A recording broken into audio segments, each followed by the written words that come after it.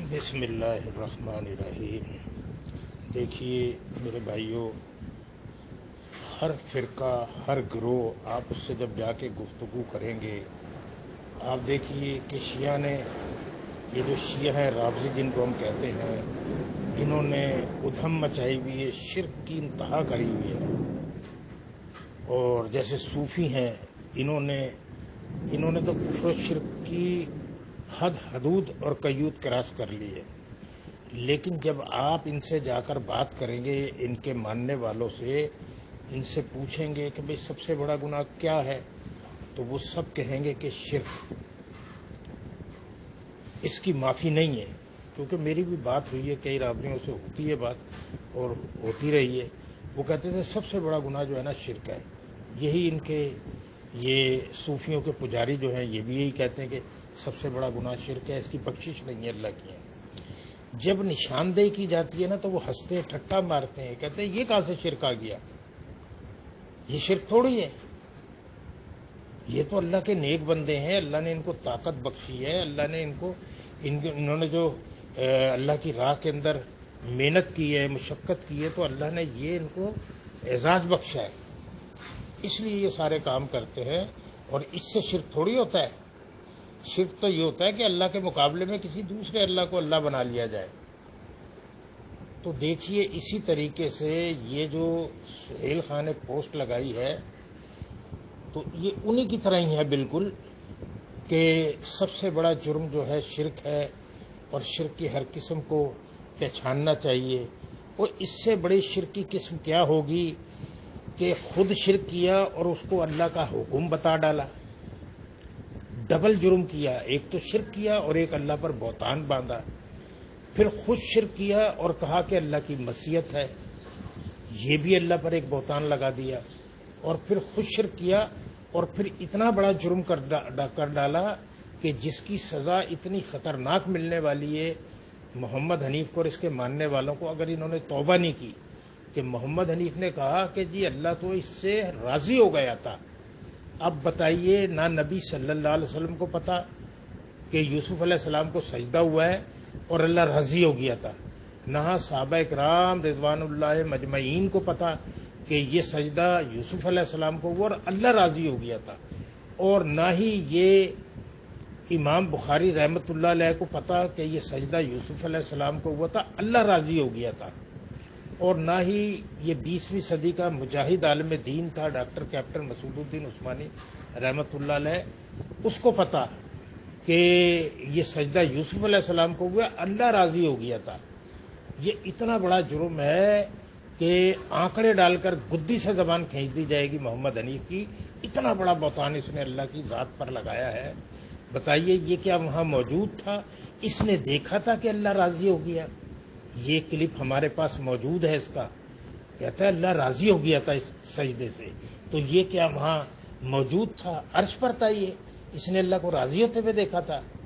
میرے بھائیوں ذرا غور و فکر کرو، تمہارے ایمان کو برباد نہیں کیا، تمہیں جہنم کی آخری تہہ کے اندر پہنچانے کا انتظام کیا ہے محمد حنیف نے، کیونکہ یہ اتنا بڑا جرم کیا ہے اس نے محمد حنیف نے کہ بتائیے اگر یہ سجدہ یوسف علیہ السلام کو ہوتا تو صحابہ کرام اور مشرکان مکہ اس پر ضرور سوال اٹھاتے، کیونکہ وہ عربی دان تھے، عربی کو سمجھتے تھے، الفاظوں کو سمجھتے تھے، وہ جانتے تھے کہ یہ سجدہ اللہ کو ہوا اور شکر گزاری کا سجدہ تھا یہ۔ اور یہ بہترین قصہ جو اللہ تعالیٰ نے نبی صلی اللہ علیہ وسلم کی طرف بیان کیا، تو میرے بھائیوں دیکھو کس طریقے سے یعقوب علیہ السلام جو پیغمبر ہیں، اندازہ لگائیے انہوں نے ایسا ادھم مچایا ہے، ایسا کفر و شرک کیا ہے، انہوں نے ساری چیزوں کو پامال کر دیا ہے، اور کہتے ہیں کہ یہ تو قرآنی عقیدہ ہے، یہ تو قرآن بتا رہا ہے کہ یوسف علیہ السلام کو سجدہ ہوا ہے۔ آپ اندازہ لگائیے کہ یعقوب علیہ السلام جو پیغمبر ہیں، جن پر وحی ہو رہی ہے، جن کا اقوال اللہ تعالیٰ نے قرآن بنا کر نقل کر دیا 6 نمبر آیت میں، یہ کسی بھی بات کو ماننے کے لیے تیار نہیں ہے، کیونکہ انہوں نے، شیطان نے ان کے کانوں میں پھونک دیا ہے کہ تم بہت بڑے عالم اور مفسر ہو۔ انہوں نے ہر بات کو رونتے ہوئے چلے گئے کہ یعقوب علیہ السلام جو پیغمبر ہیں جن پر وحی ہوتی ہے، یہ نبوت کی بشارت تھی. یہ جو خواب یوسف علیہ السلام نے دیکھا ہے نا، اگر آپ پورے اس کو بات کو سمجھیں اور یعقوب علیہ السلام کی بات کو یوسف علیہ السلام کی لی ساجدین کے ساتھ ملائیں تو یہ بات روز روشن کی طرح ہے کہ یہ نبوت کی بشارت تھی اصل میں. اور وہی خوشخبری انہوں نے اپنے بیٹے کو سنائی ہے کہ بیٹا تجھے اللہ تعالیٰ منتخب کرے گا جیسے اسحاق کو اور ابراہیم کو کیا. یعنی کہ نبوت کی خوشخبری سنائی اپنے بیٹے کو. اور تجھے اللہ تعالیٰ تعویل حدیث کا علم دے گا، یعنی کہ باتوں کی تہ تک پہنچنے کا علم دے گا. اور اللہ تعالیٰ تجھ پر اپنی نعمت تمام کرے گا، آل یعقوب پر تجھ کو فضیلت دے گا. بتائیے یہ ساری باتیں پیغمبر کے منہ سے جو نکلی ہیں وہ ہر بائی ہر پوری ہوئی ہیں لی ساجدین کے بعد، لی ساجدین کے جواب کے اندر. تو آپ اس سے اندازہ لگا لیجئے کہ انہوں نے کیسا اللہ پر بہتان لگایا ہے.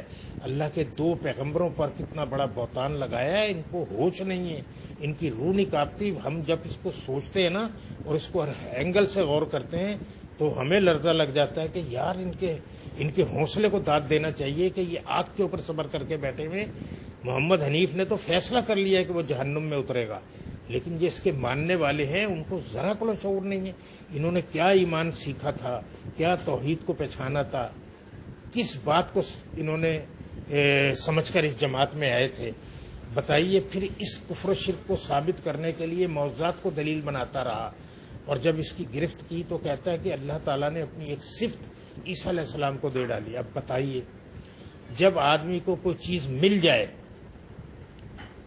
وہ تو بتائیے وہ تو پھر اس صفت سے اس کا استعمال کرتا ہے باقاعدہ علن علانیہ. پھر وہ یہ تھوڑی کہتا ہے کہ میں اللہ کے اذن سے مردوں کو زندہ کرتا ہوں. پھر تو وہ صرف یہ کہتا ہے کہ میں مردوں کو زندہ کرنے والا ہوں، کیونکہ صفت اس کو مل گئی ہے. بتائیے کتنا بڑا بہتان لگایا کہ اللہ نے اپنی صفت دے کے عیسیٰ علیہ السلام کو اپنا شریک بنا لیا. عقل کے اندھو غور و فکر کرو. معجزہ جو ہوتا ہے وہ اللہ کا فعل ہوتا ہے، اللہ کا امر ہوتا ہے، پیغمبر کے ہاتھ پہ ظاہر ہوتا ہے. پیغمبر اس پہ قدرت نہیں رکھتا کہ وہ کر ڈالے اس کو معجزے کو. اور قرآن کو پڑھو کہ اللہ تعالیٰ قرآن میں کیا کہہ رہا ہے، احسان جتا رہا ہے بنی اسرائیل کو کہ یاد کرو ہمارے اس احسان کو کہ ہم نے پانی میں راستہ بنایا. یہ مفہوم بیان کر رہا ہوں. موسیٰ علیہ السلام نے جب عصا ڈالا تھا تو یہ جتنے بھی معجزات تھے یہ اللہ کا امر تھا، اللہ کا فعل تھا، اللہ کے حکم سے تھا. یہ پیغمبر کی اس میں کوئی قدرت نہیں ہوتی، نہ اس کا کوئی اس کے اندر اس کو ظاہر کرنے میں کوئی اس کی اپنی کوئی وہ ہوتی ہے. وہ اللہ کے حکم سے ہوتا ہے. وہ تو صرف اعلان کرتا ہے کہ میں کہتا ہوں کہ یہ ہو جا اللہ کے حکم سے تو وہ ہو جاتا ہے. اللہ کے حکم سے کرنے والا اللہ ہوتا ہے، اللہ کی ذات ہوتی ہے. پیغمبر کبھی اللہ تعالیٰ کسی کو کوئی اختیار نہیں دیتا کسی بھی چیز کا. اگر یہ ساری باتیں مان لی جائیں تو اس کائنات کا نظام درم برم ہو جائے. پھر سورہ اخلاص کو کہاں لے کر جاؤ گے؟ قرآن کی بے بھاگ تقریباً پورے قرآن کا انکار ہوتا ہے. تو میرے بھائیوں غور و فکر کرو، انہوں نے تمہیں کہاں سے کہاں ایمان لانے کے بعد تمہیں پکا کافر اور مشرک ایسا بنا دیا ہے کہ رافضیوں سے بھی بدتر تمہیں کافر اور مشرک بنا دیا ہے. ان کے شر سے اور ان کے فتنے کی طرف غور کرو، ان کی ایک ایک نقطے کی طرف غور کرو. اللہ کی کتاب کو پڑھو، للہ اللہ کی کتاب پڑھو.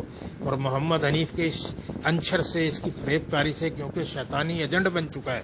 شیطان نے اس کے کان میں پھونک دیا ہے، اس کے اور سعید کے. یہ شیطانی ایجنٹ بن چکے ہیں کیونکہ انہوں نے یہ عقیدہ، یہ باز آنے والے نہیں ہیں. ابھی کل پرسوں اس نے سعید نے کلپ وہ ڈالی ہے، پوسٹ ڈالی ہے، کلپ ڈالا ہے. اس کو کتنا بڑا تکبر ہے آپ اندازہ لگائیے. اور بات نہیں کر سکتا، دلیل ہی نہیں ہے اس کے پاس. یہ شرک کرتے ہیں بے دلیل. اللہ تعالیٰ ان کے شر سے اپنی پناہ میں رکھے. آمین یا رب العالمین. السلام علیکم.